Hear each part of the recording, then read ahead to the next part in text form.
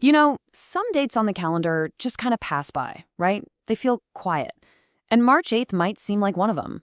But if you dig just a little bit deeper, you start to find this incredible hidden web of stories, a whole tapestry of courage, conflict, and just pure amazing personality, all woven through the world of mathematics.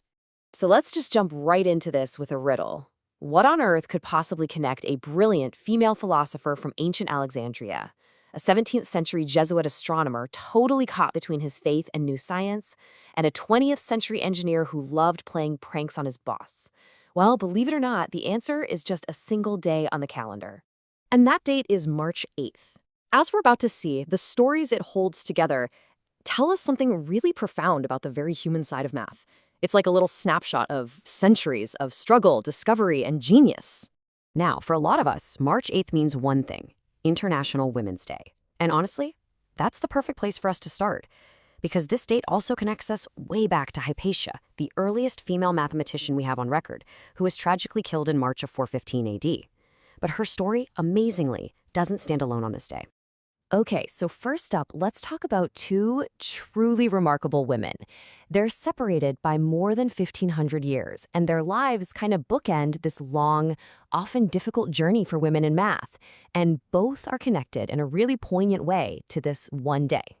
On one side, we have Hypatia, whose tragic death in March marks this really somber moment in history. And on the other, we have Ruth Michler, a brilliant expert in algebraic geometry, who was born on March 8th, 1967. I mean, just think about that for a second. The sheer amount of time between them is just staggering. Yet they represent 2 points on the exact same journey, pioneering women in a field that, let's be honest, wasn't always happy to see them. And Ruth's story is just one of incredible brilliance and energy. I mean, after getting degrees from Oxford and Berkeley, she became a real force in her field. But what's so cool is that her intensity wasn't just for books. In 1999, she completed the Leadville Trail 100-mile ultra marathon. 100 miles! It's just amazing. But then, so tragically, just a year later, her life was cut short in an accident. She was only 33. But that's not where her story ends. Not even close. Her family created the Ruth I. Michler Memorial Prize in her honor. It's a fellowship that's awarded every single year to help support talented women in math. So through this prize, her legacy is alive and actively empowering the pioneers of tomorrow. All right, so from pioneering women, March 8th throws us right into the middle of one of the biggest intellectual showdowns in history, that 17th century clash between new scientific discoveries and old religious doctrine. And we've got two Jesuit scientists caught right in the crossfire. So, meet Giuseppe Biancani. He was a Jesuit astronomer, born on March 8, 1566. He actually became friends with Galileo, and as you can see from this quote, he really admired the man and his groundbreaking work. But that admiration, well, it was about to put him on a collision course with his own church. Biancani was a man who was completely torn. He tried his best to fit Galileo's revolutionary ideas into his own work, but the Jesuit authorities, they just weren't having it.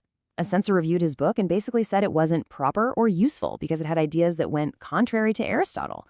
So he was forced to cut out all the stuff about Galileo before they let him publish. The message was loud and clear.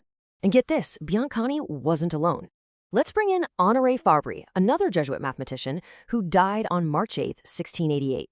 Now, unlike Biancani, Fabri openly rejected the old Aristotelian physics, but taking that bolder stance, it came with a much steeper price. Just for suggesting the church could maybe reinterpret scripture if the Earth's motion was proven, he was thrown in prison for 50 days. Two different men, connected by one date, both trapped in the same dangerous intellectual storm. Okay, so we've had courage, we've had conflict, but March 8th also has a much funnier side. It shows us that the geniuses behind some of the world's most complex formulas are not always who we think they are. Think about the term applied mathematician.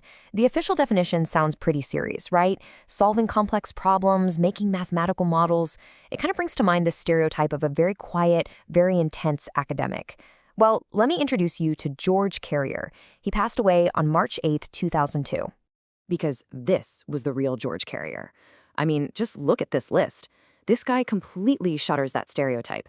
Yeah, sure, he was one of the best applied mathematicians America ever produced, but he was also a jazz clarinetist who loved Benny Goodman, started his own swing band, watched Marx Brothers movies, told terrible puns, and most famously was a legendary prankster.